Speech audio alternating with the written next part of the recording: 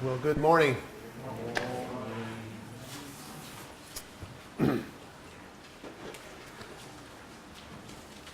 This morning we are going to be starting a new series. It's just going to be a 3-week series entitled Rediscovering Jesus.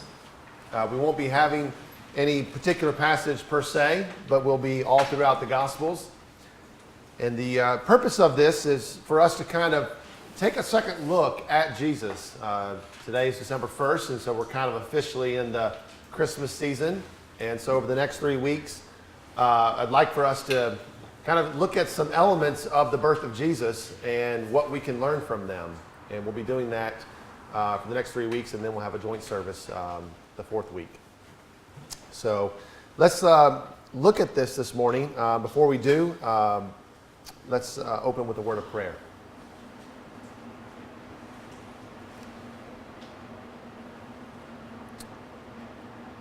God, we are so thankful that you have given us your Son. That despite our sin, despite our rebellion, despite our, at many times turning our nose up to you and saying we don't need you, God, you have given us your Son, your one and only Son, and you sent him to this earth.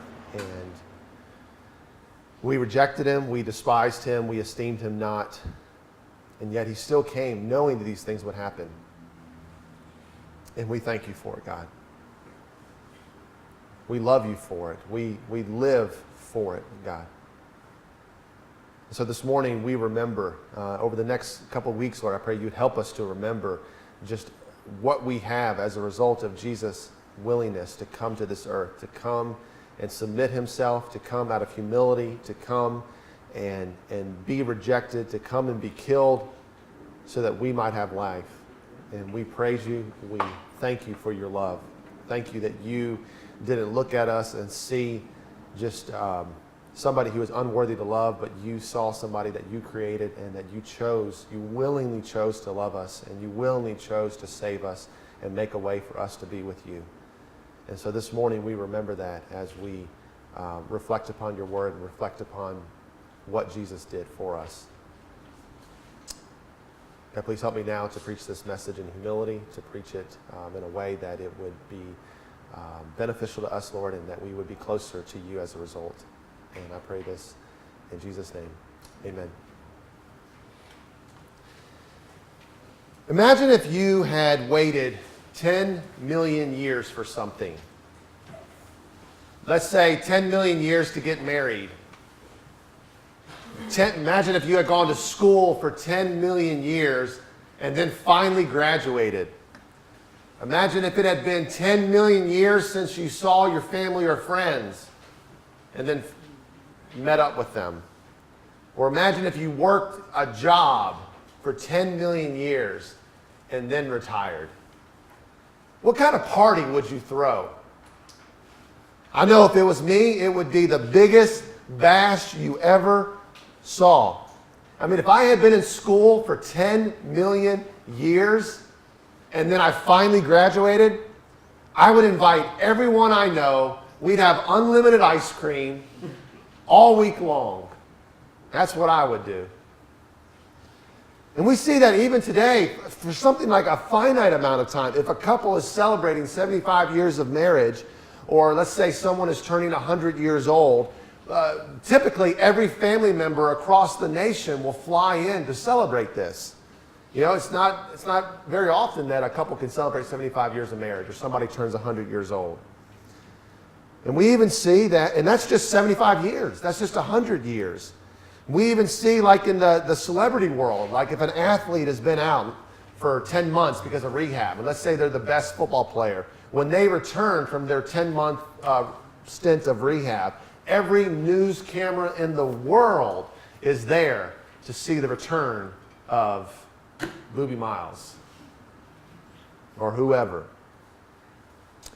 And it's not that it's wrong to do any of this. It's not that it's wrong to have these kind of celebrations or any of this. It's just funny that Jesus, who was God and is God, the creator of everything that we see, the sun, the moon, the stars, the planets, the rocks, the birds, the trees, the mountains, the God who created every athlete, the God who created every scholar, every mathematician, every engineer, every billionaire, the God who created all of these things and all of these people, when he came into the sphere of our universe in the flesh after waiting 10 million years, 10 trillion years, he didn't come in grandeur or splendor or majesty. He didn't come to a city like Rome or Carthage or Athens. He didn't choose to be born to a Caesar or an Aristotle. And he didn't invite kings and rulers and crowds to his birth. He didn't do any of the things that we would expect the king of the universe to do. And this leaves us with the question of why? Why? Why would God choose to be born to Joseph and Mary? Why would he choose to be from a family from the town of Nazareth? Why would he choose to be born in Bethlehem? Why would he choose to be born in a stable? Why would he choose his welcoming party to be some shepherds? And here's the thing. I think all of this is intentional. I don't think any of this is just coincidence. I think every last detail of the birth of Jesus was intentional. And I think what Jesus is doing is he is demonstrating for us his humility. From the moment of his birth to the last moment of his death, Jesus is displaying that he came to be a humble king. He came in the lowliest of forms, and he died in the lowliest of forms. And he did it all to display his humility. He could have come as a glorious king. Make no mistake. He could have come with royal heritage and a crown of jewels and a nice purple robe and a whole crowd of people following him. He could have came like that. And to be sure, one day he will. But this time, that's not how he chooses to come. He chose to come. He intentionally chose to come humbly. And this is a challenge for me, and I hope it's a challenge for you, for how we live our lives, for how we see ourselves in the mirror. And I don't just mean the mirror that's in our bathroom that we look at in the morning. I mean the mirrors of life, the mirrors of our friends and our job and society and family and school, the things that we look into in life to determine our worth and value. We all have these mirrors that we look into. And we see, where's my value? Where's my worth? And I'm looking into this. And I think it's important that when we look into the mirror of Scripture, we look into how Jesus came into this world, how he lived his life. When we see the mirror, the God of the universe, the God who created me and created you, and we see everything that surrounds us, and we see in this mirror, we see a God who intentionally chose to humble himself in every possible fashion. And this is really such a challenge to me personally and how I live my life. Because if the God of the universe, my maker, chose to humble himself in every possible form, what does that say about how I live my life? What does that say about how I should see myself and what I should do with my life and choices that I should make? And so this morning, I want to look at some of the elements of Jesus' birth. I want to look at 7 characteristics. We're going to go through those very quickly. And I want you to just think about these characteristics of the birth of Jesus. And I want us to see the humility of Jesus in these characteristics. So here we go. 7 characteristics of Jesus' birth that display his humility. Number 1, the choice of Joseph as his father.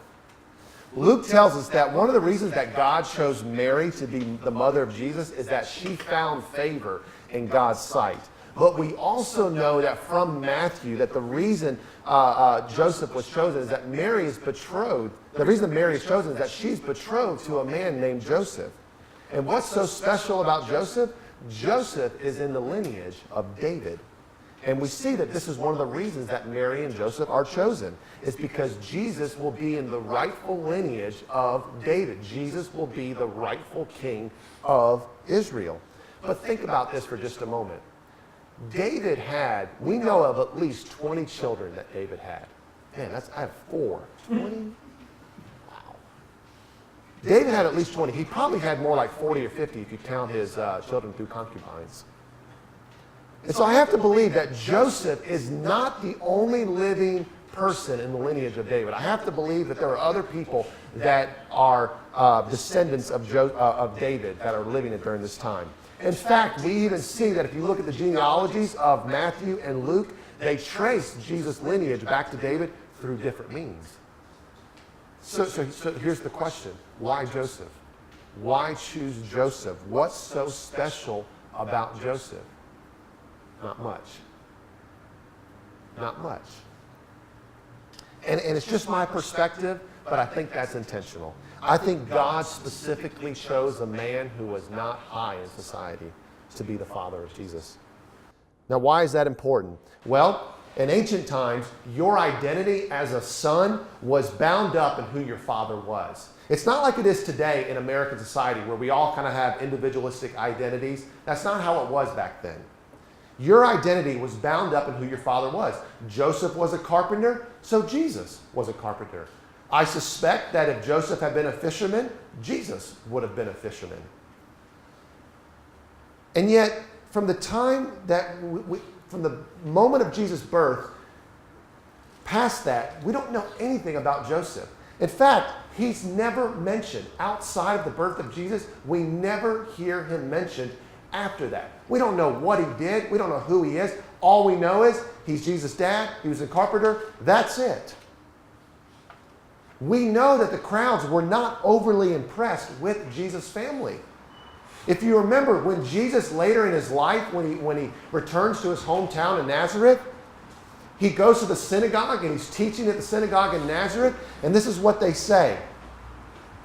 Where did this man get this wisdom and these mighty works? Is this not the carpenter's son? Is not his mother called Mary, and are not his, notice they call him the carpenter, they don't even call him by name. Is not his mother called Mary? Are not his brothers James and Joseph and Simon and Judas? Are not all his sisters with us? Where then did this man get these things? And they took offense at him. Notice, they are offended that a carpenter's son presumes to teach them. They look at him and they're like, wait a minute. Where did this guy get wisdom from? This is carpenter Jesus. Like, wait, you're the dude that made my bench and my chairs. What? We know you. You're Joseph's son. You're not from any kind of royal, you're not a scribe, you're not a priest. You're a carpenter. Jesus didn't choose to be born to a rich family. He didn't choose to be born to a royal family. He humbled himself by becoming a carpenter's son. Number 2, the choice of Nazareth as his hometown. In the ancient world, not only was your identity bound up in who your father was, it was also bound up in what city you were from. Often it would be attributed to your name. Kind of like Robin Hood. When I was, my hometown where I grew up in, there was a town that wasn't very far away called Loxley. And my cousin used to say she wanted to get married and live in Loxley and have a son named Robin, so he could go around saying he was Robin of Loxley. But that's why he's called Robin of Loxley. That's why we see he's known as Jesus of Nazareth. That's what they called him. That's what everybody called him. 7 times in the book of Acts, we see him referred to as Jesus of Nazareth. The slave girl who accuses Peter, she says, I know you. You were associated with Jesus of Nazareth. Even the demons, when the demons would cry out, they say, I know who you are. You're Jesus of Nazareth. Even the angels at the resurrection, when the women are looking for him, they say, who are you looking for? Jesus of Nazareth? Even the inscription that was nailed above his head upon the cross, Pilate writes on it, here is Jesus of Nazareth. Everyone knew him as Jesus of Nazareth. And why? Why is he from Nazareth? Well, the reason Jesus is from Nazareth is because his father Joseph is from Nazareth. That was his hometown. That's where he grew up. He grew up where his dad grew up. But we know historically that Nazareth was not a significant city. In fact, it's an insignificant village. It's not even considered a city. It's a village. Listen to how Nathanael describes Nazareth. When Philip goes to Nathanael and he says, "Hey, Nathanael, we found the Messiah." And he said to them, "We have found of him whom Moses and the law and the prophets wrote, Jesus of Nazareth, the son of Joseph." And Nathanael said to him, "Can anything good come out of Nazareth?" We even see he's looking down upon Nazareth. He's saying basically, is it possible that the Messiah could come from Nazareth? I mean, is it possible? All right, hold on, Philip. We've waited for this guy for thousands of years. And you're telling me he's in Nazareth? No, that's not possible. The Messiah, the anointed one that we've waited, cannot come from Nazareth. And yet he did.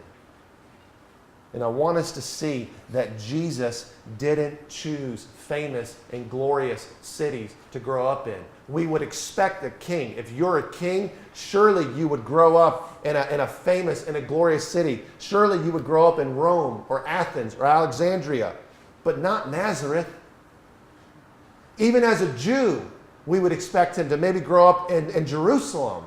Surely, why would you not choose Jerusalem as your hometown? Why not Jericho? Why not Cana? Why not one of these more important cities? Yet he doesn't choose those. He chooses Nazareth. Out of his humility, he chooses the small, no-name village of Nazareth. Number 3, the choice of Bethlehem as his birthplace. Luke tells us that the reason Jesus was born in Bethlehem was that, if you remember, Caesar issued a decree to take a census. And in those days, when a census was taken, you had to go back to your hometown where your father was born. Joseph is of the lineage of David, so they go to Bethlehem. Where is David from? You guessed it, Bethlehem. But at the time of Jesus, Bethlehem is not even a city. Again, it's merely an insignificant village.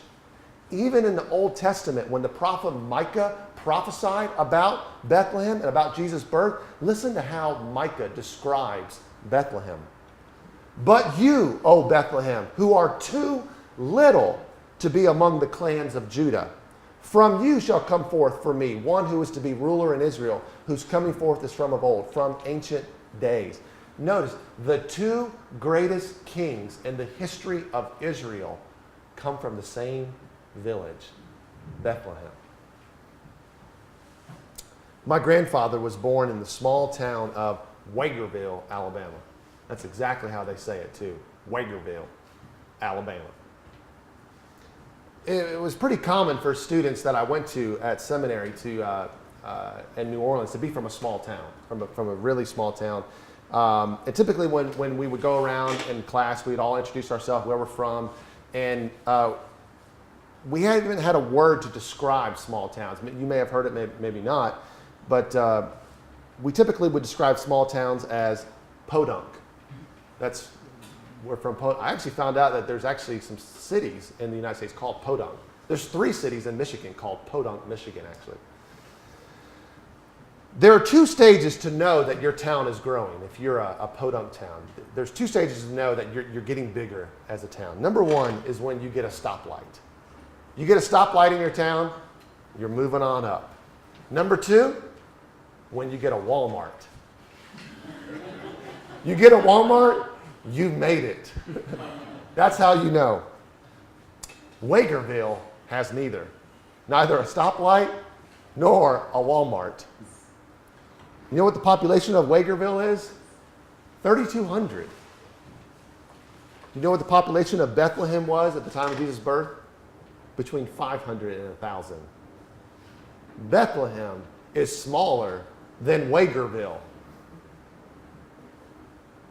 Jesus, the rightful king of the universe, was not born to a bustling economic, thriving city. He intentionally and willfully chose an insignificant village to be born in. Why? Out of his humility. Out of his humility, he chooses Bethlehem. Number 4, the choice to be born in a stable and laid in a manger.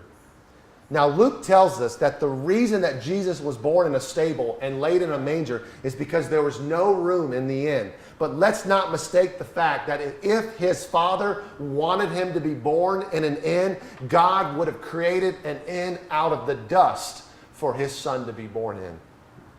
No room at the inn is the human answer. It's the practical, tangible answer why Jesus was born in a stable. But make no mistake, the same God who took down the armies of Egypt, who parted the Red Sea, who made the walls of Jericho fall down flat, the same God who destroyed armies at the breath of his word, he wasn't hindered by a lack of vacancy at the local inn. God could have spoken a Holiday Inn into existence had he wanted to, with a continental breakfast. Let's not miss that it was God's will for his son to be born in a stable and laid in a manger. And I want to be clear that this would not have been ideal conditions. The manger scenes that we see today, people put up in their homes or like they put up in front of churches and stuff, they often kind of look cozy and cute. Sometimes I see some mangers where I'm like, man, I'd like to sleep in that. That looks kind of comfortable. That's not what it would have been like. If you've ever been to a farm and you've ever walked in a stable that had sheep and donkeys and oxen, you know just how bad it smells. You know how dirty it is, and you know how much poop there is. It wouldn't have been pleasant to have a baby in those conditions. And the manger that Mary lays her baby in, it wasn't this cozy little manger that we see today. It would have been made of stone, and it would have been covered in animal saliva, because animals eat from a manger. It would have had donkey saliva all over it. It's not this cozy, cute little bed. And so the question I immediately think is, why? Why would a dad will for his son, his son that has all authority, all power, all rights, all privileges, he's the creator of the universe, why would you will for your son to be born in these kind of conditions? Why would you will for your son to be born in an animal pen and laid in a feeding trough? Why? To show his son's humility. To show how humble his son is. Number 5, the choice of shepherds to witness these events. We only know of 2 groups of people who witnessed the birth and early life of Jesus. The first group are shepherds. Think about it for a moment. The King of the universe has just been born, the one who created everything that we see, the one who holds all rule, all authority, the one who is greater than any human being that has ever lived. And who does God choose to reveal this to first and perhaps only? Some shepherds. Not kings, not rulers, not religious leaders, not prominent members of society, just some shepherds. I mean, this would be like, and even this analogy falls horribly short. This would be like you being named CEO of Microsoft, or being elected President of the United States, or getting a call from Pete Carroll saying you're our new starting quarterback for the Seahawks. This would be like you getting this kind of news, and then the only people you told were the people sitting outside of Lowe's looking for work. You didn't tell anybody else. Why? Why does God do it that way? Why is the greatest news in the history of the world, as far as we know, at his birth only spoken to some shepherds? Because Jesus came in humility. Jesus came in humility. This will be the pattern all throughout Jesus' life. Jesus is not spending his time at the royal palace. He's not spending his time eating at the royal dining hall. That's not where we find him. All throughout Jesus' life, we see him bringing good news to the poor, the outcast, the neglected, the forgotten. That's what Jesus does. In this, we see the humility of Jesus. He willfully chose to not receive the welcoming that a king should receive. Number 6, the choice of magi to witness these events. Magi have commonly been called wise men. That's not what they were. But that wise men has been misattributed to them. Magi were basically magicians. They were astrologers. They were experts in the occult arts. They used astrology and dreams to interpret signs. Today, magi today, we would kind of think of them as fortune tellers or sorcerers, maybe. They were also Gentiles. Matthew tells us they came from the east, most likely Persia. Now, why is that significant? It's significant because remember that Jesus came to the Jews first. Jesus even says, I was sent to the lost sheep of the house of Israel. Yet, other than the shepherds, it is not the Jews that we see coming to Jesus' birth. It is the Gentiles. When the Magi get to Palestine, where do they go to find the rightful king? They go to Jerusalem. If you're looking for the king, you go to the most important city. They go to Jerusalem, they find Herod, and they're like, hey, Herod, hey, King Herod, where's the rightful king? He's not there. Why is he not there? Because he's in an insignificant village. He's not in Jerusalem. He's in Bethlehem. So Herod sends them to Bethlehem. And notice, Herod doesn't go with them. If the king of the universe, and you knew where he was, why would you not go with them? The only people, as far as we know, who visit Jesus at his birth in his early years are some shepherds and some Gentile magicians.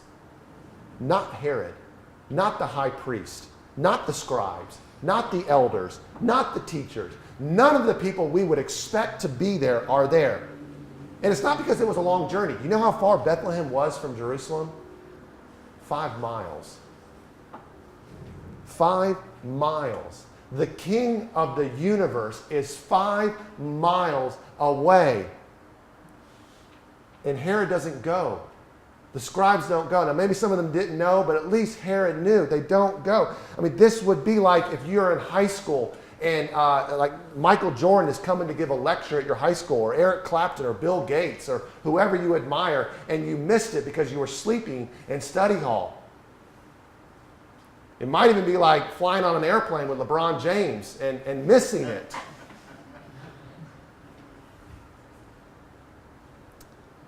Jesus, out of his humility, willingly subjected himself to being rejected and neglected. From his birth, where Herod rejects him and the Gentiles receive him, to his death, where one criminal accepts him and one ridicules him. Even at his death, Jesus is still getting ridiculed. And why? We see the humility of Jesus being willing to subject himself to ridicule and neglect. He comes to earth knowing that the masses, most people are going to reject him.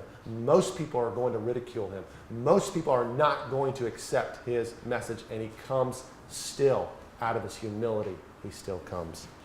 Number 7, final point, the choice to be human. If I had to guess what is the most overlooked, the most overlooked idea, the most misunderstood concept, and the most underappreciated aspect of the birth of Jesus, it would come down to one word given in Luke 2:16. And here it is. And they went with haste and found Mary and Joseph and the baby lying in a manger. I mean, just think about this for a moment. God became a baby. I'm not sure that we can even begin to comprehend that. The fact that we didn't just all go back in our chair and go, whoa. testifies. We can't comprehend that fact. I'm not sure we can even begin to take in what did it mean for God to take on flesh. Think about it for a moment. What must it have been like to hold all power, all authority, all majesty, all glory, all supremacy, every right, every privilege, to hold all of that for trillions and trillions and trillions of years, and then one day, as Paul says in Philippians 2, to empty yourself and take on flesh and become a servant and be born in the likeness of men.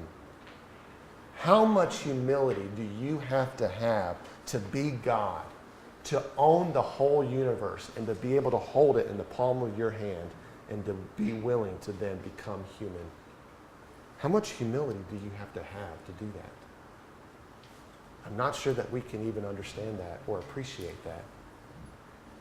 I think the moment we see God in all his glory, the moment we see him face to face, we might begin to have a small piece of the puzzle of how much Jesus humbled himself when he took on flesh and he became a baby. So those are 7 characteristics for how Jesus humbled himself. So what about us? What do we learn from all of this? What do we do with this? Well, we see that from beginning to end, Jesus' birth, life, and death have been clothed in humility. He had every right, Jesus absolutely had every right to come in riches and power and glory and splendor. And to be sure, one day he will. But not this time. This time he chose to come in humility. He intentionally and willfully chose to come in humility. So what can we learn from that? What do we do with that? I want to close with 7 truths on how we can humble ourselves. And here they are. Number 1, we can humble ourselves by choosing to not assert rights and privileges, even if we are entitled to them. If God is willing to forego his rights and his privileges, surely we can too. Number 2, we can humble ourselves by associating with the lowly, the forgotten, the outcast, the neglected, the poor. You know, when we choose friends and we choose people to hang out with, it is so tempting to want to choose people who have something to provide for us. Fellowship, humor, a good time, acceptance. It's so tempting to want to choose people that have something to offer us. And yet Jesus willingly humbled himself and chose people who had nothing to offer him. Number 3, we can humble ourselves by deliberately choosing circumstances that will not lead to our praise, but the praise of God. Being willing to be seen as great, and being willing to not be seen as great in the eyes of man, but as great in the eyes of God. And this is so difficult because we want to be seen as great in the eyes of man. And yet Jesus willingly chose to not be seen as great in the eyes of man so that he could be seen as great in the eyes of his Father. Number 4, we can humble ourselves by being willing to forego recognition, esteem, or comfort and embrace the calling of God, even if it's difficult, even if it means Bethlehem, even if it means Nazareth, even if it means being a carpenter's son. The calling of God may not be glorious. It may not be glamorous. It may not be laden with praise. It may not be laden with recognition. It may be living in a no-name village to a no-name family with no-name riches, with no-name esteem. And yet that might be the calling of God for us. Number 5, we can humble ourselves by not valuing as the world values, but valuing as God does.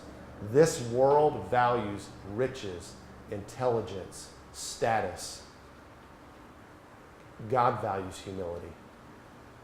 God values meekness. Number 6, we can humble ourselves by being willing to subject ourselves to ridicule and rejection for the sake of God's name. Make no mistake, it takes a lot of humility to live the Christian life. I can't even imagine what it must have been like to be God and to be ridiculed knowing you're God. How much less is it for us to be mere man and to be willing to be ridiculed for the sake of God's name. Number 7, we humble ourselves by joyfully embracing the will of God, even if it means a feeding trough. Our life may not be a cozy, comfortable Sealy mattress. It may be God's will for us to embrace a feeding trough. Jesus embraced it, so can we. Jesus modeled humility for us. He modeled what it meant to humble ourselves. This morning, this Christmas season, this season when Christmas has so often been distorted by Satan to believe that it's about having more. May we be defined by less. Let's pray.